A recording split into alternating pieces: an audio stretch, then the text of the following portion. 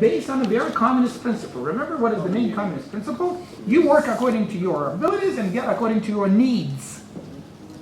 Alright? So that's how the kibbutz movement started, 1905.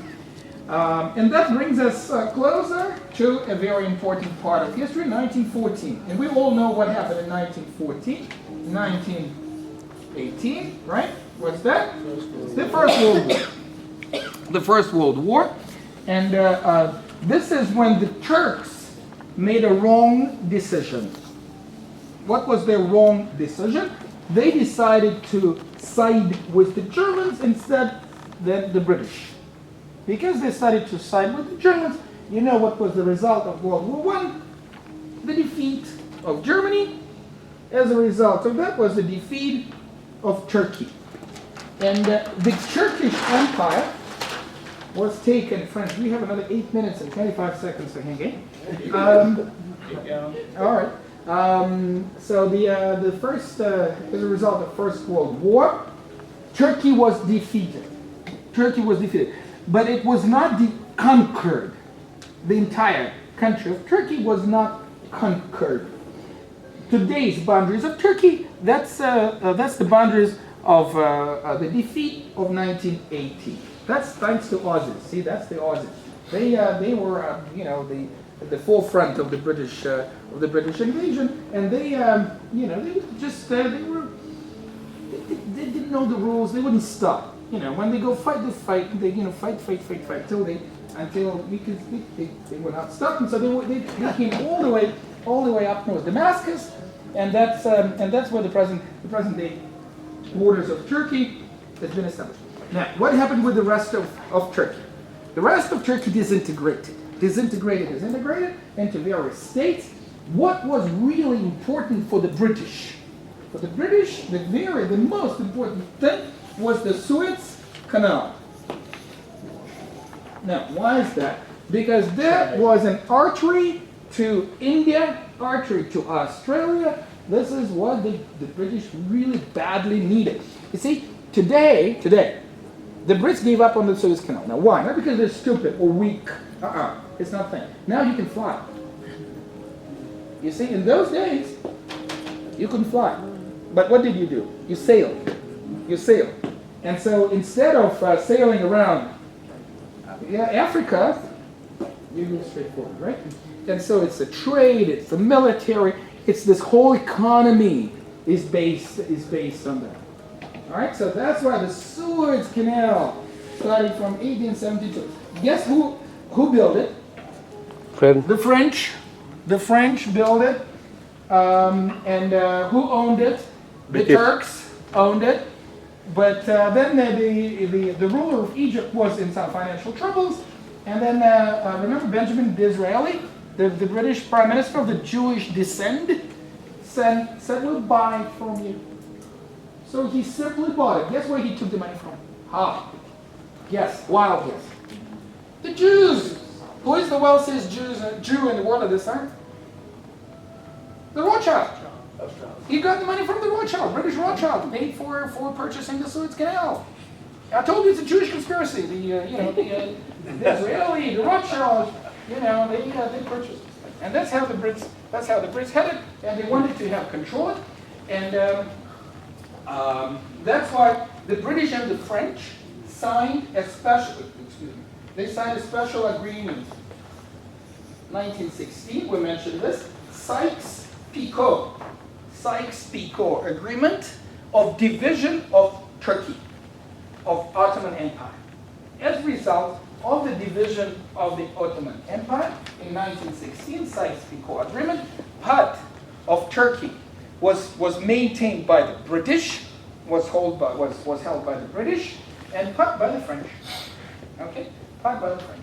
Now, how did the French justify their presence here? What were the French looking here for? How they justified it? Very simple. They said, we would like to continue to protect the Catholic population. And sure thing, they had a number of agreements with Turkey before, starting from the 17th century, that the French will be protectorate, they will protect the Roman Catholics. Remember the Arabs, Roman Catholics here. So the French will be the protectorate of the Catholic Roman Catholics, Arabs here. Okay? But the British did not have Anglican subjects here. There was no Anglicans here. There were either Roman Catholics or Greek Orthodox. All right? So what did the British said?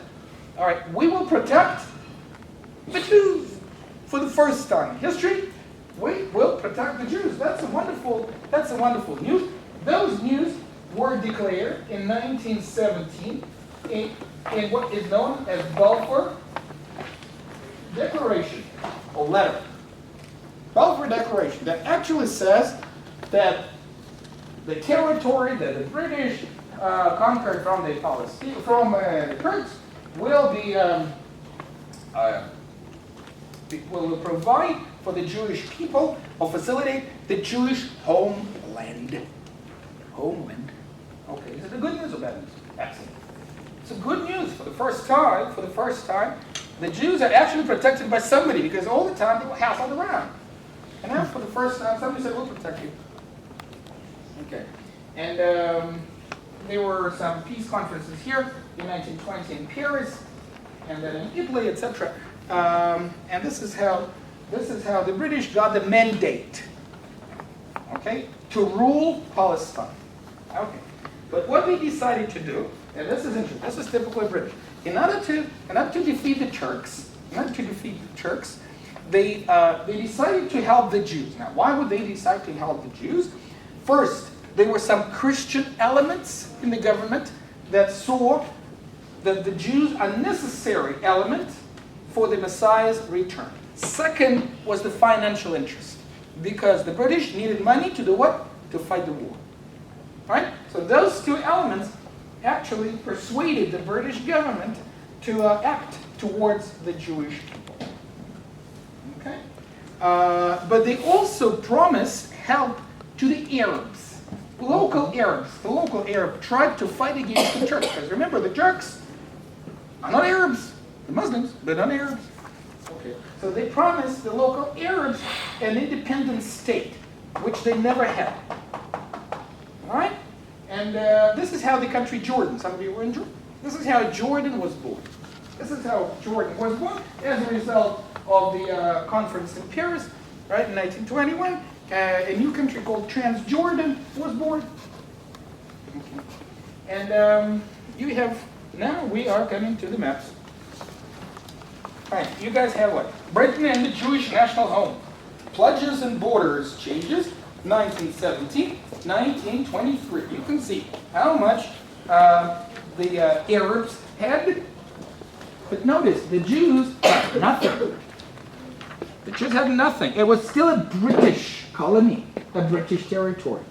The Arabs got independent in 1921, but not the Jews. The Jews were still ruled by the British. Okay, and when the British started to rule here in the land of Israel, the local Palestinian people, the local Arab people that live here, they raised in a revolt. They said Gewalt. In Arabic, it's a different word. They said, no way. We cannot. We do not want to have Jews here. We want to have our own country, but we don't want to have the Jews. We want to have the country for the Arabs. So they started a rebellion against the British authority on the one hand, and the Jewish population on the other hand. And look at the statistics you can see here.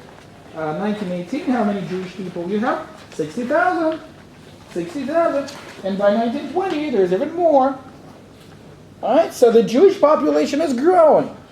And they started to feel, the Arabs started to feel threatened by the Jews. Okay. And especially they started to feel threatened because the British opened the border for the Jewish immigration. They allowed the Jews to settle here. And sure thing, there's distressed Jews from the post-war, First World War Europe. Some of them moved to the United States, Canada, Australia, but some of them moved to Israel. All right? This favorable to the Jewish people situation continues until 1936. Until 1936, and here you have a different map here, folks. What happened in Europe in mid-30s? What changes? Why the British suddenly started to change the policy from favoritism to the Jews to the favoritism to the Arabs? What happened in Europe in mid-30s? Hitler came to Hitler power. came to power. Hitler came to power, and the whole sort of map of Europe changed after World War I. Right? On the one hand, you have the Russian communists that are a big threat to the whole world because the Russians believe in a what they call the perpetual victory of the communist revolution. They believe that in America one day there will be a communist revolution. Do you believe in this? If you don't, I'm with you. I'm glad.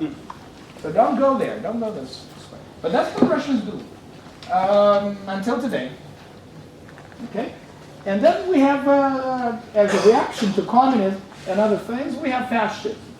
Fascism started in Italy, but then we have Germany, and then we have other countries that are joining them. And as a result, Great Britain finds itself, guess what?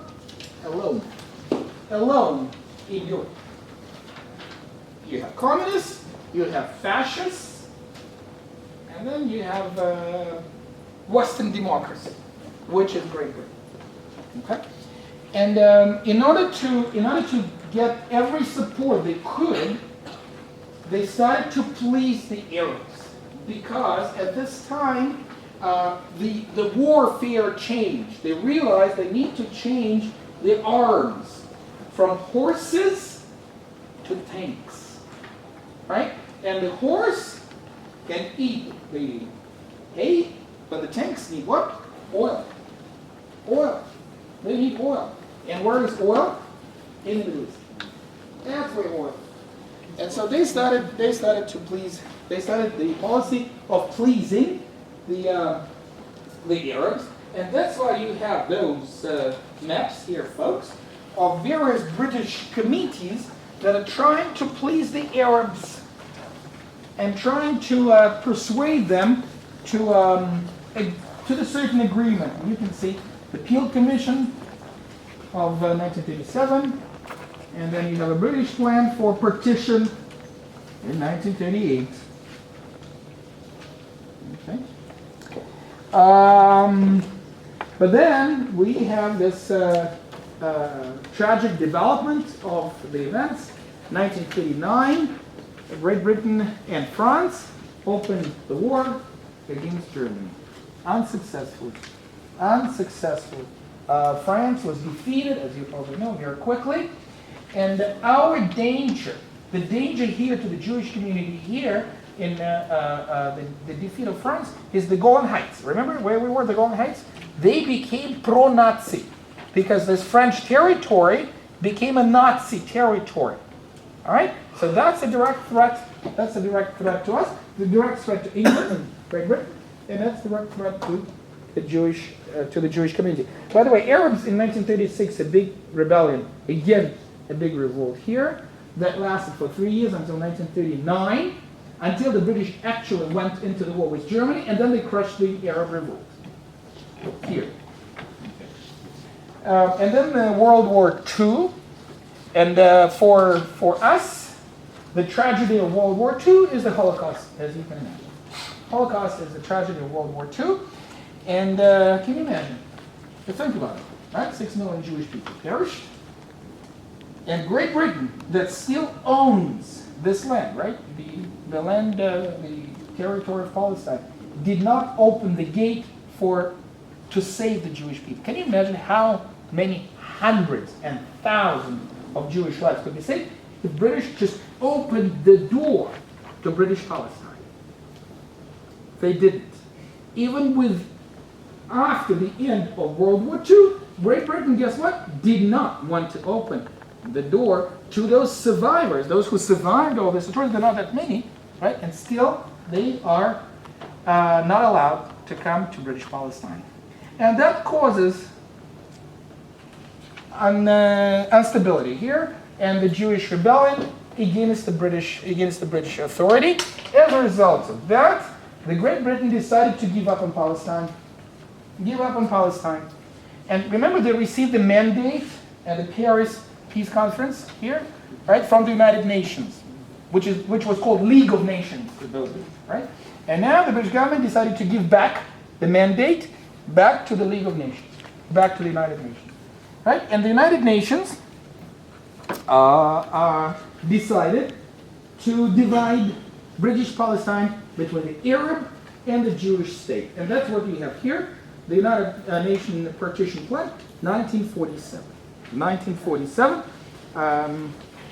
This is how the United Nations decided to divide by the land here. And as a result, so that's an important date, right? Let's write it down. 1947, 29th November. And remember, we mentioned who was a great supporter of Stalin. Joseph Stalin. Why? Not because he loved the Jews, but because he did not like the British. Whatever is bad for the British was good for the communists, so he decided to support the division plan, right? Because it was anti-British, something that was anti-British. And so he supported the idea of the Jewish state. However, what happened as a result of this decision? Two things happened as a result of this decision. The civil war within here, in this colony. What's the civil war? The war of the Arabs against the Jews. All right, that's one thing. And the second thing is the war against the British administration. Both Arabs and the Jews were fighting against the British administration. Okay? And the British, as a result of this massive unrest, civilian unrest, and armed unrest, could not handle the situation. They just could not handle the situation. Remember that by this time the government in Great Britain changed. Remember Winston Churchill lost the elections in 1945. As a result of that, we have a liberal government, or Labour government in Great Britain. They lost control of the situation, and they don't want to rule in Palestine anymore. So they said, you know what, guys, if you cannot handle this, it's your problem. We are going to get out. When they said we will get out, 14th of May, 1948. Okay? And sure thing, they moved away. They moved away, and they left the situation on this high fire. Right? When the Jews and the Arabs were fighting with each other. But not only this, not only the Jews and the Arabs, but we have also the Arab countries around us that made a pledge, right? Made a decision to crush the state of Israel and kill all the Jews. Okay? And that's all the neighboring countries around us. Egypt, Jordan, Syria, Lebanon, Iraq, and Libya. Though they're not bordering with us, but they send their troops together with the Arabs plus the local Arabs. Right? So you can imagine that Israel became alone. Right? The United States, though the United States recognized Israel on the 15th of May, they recognized Israel next day. But still, there was no plans whatsoever with the military support of the state of Israel. Why is that? Because of the Russians. You see, the Russians supported the state of Israel, so they saw that if Americans will send the troops, guess what? It's the war against the Russians. And nobody at this time, right after World War II, wanted to open up another major conflict with the Russians. Okay? And so Israel found herself in extremely difficult situation. All right? However, if you notice, according to this petition plan, see, there are two countries that were supposed to be born. Israel on the one hand, and another country. Palestine. Sure thing. Another country was supposed to be born. And guess what the Israeli leaders said? Ben-Gurion said, sure, We are happy with this. This is very little, but we're still happy with this. Guess what the Arab leadership said? No way. No way. No way. There is no plan of division. There is no such a thing. You don't have to work hard even. There's no such a thing. We will never accept anything. Nothing. Nothing. Nothing. And okay, as a result of that, this conflict, that Israel had to find herself fighting alone. Notice, no other country came into rescue of Israel. No foreign soldier was fought here. There were some volunteers, mostly Jewish, that came from the U.S. and England, some from Canada as well, but very, very few. It was all the Jews. Can you imagine? We lost 1% of our population. World War II in America, not even close to that. 1% of the population. That was our losses there. About 6,000 people. We will probably stop here because it's already 9:10. We can go till midnight, but yeah, I can see you had a full minute. But this is this. And you know the result of the War of Independence. The result of the War of Independence was that the state of Israel survived and even enlarged its territory. Remember we mentioned Galilee. If you look at the maps, you can see that Galilee was given to the Arabs. But now the Jews conquered it. Places like Tiberias, places like Beit Shan was Arab town. Tiberias was Arab town. Safed was Arab town. Nazareth was Arab town. Haifa was Arab town. All that was conquered. All right, all that was conquered. Plus the coastal line and the Negev, the southern part, and the Negev. That's good. But what happened to the Palestinian state, friends? Guess what?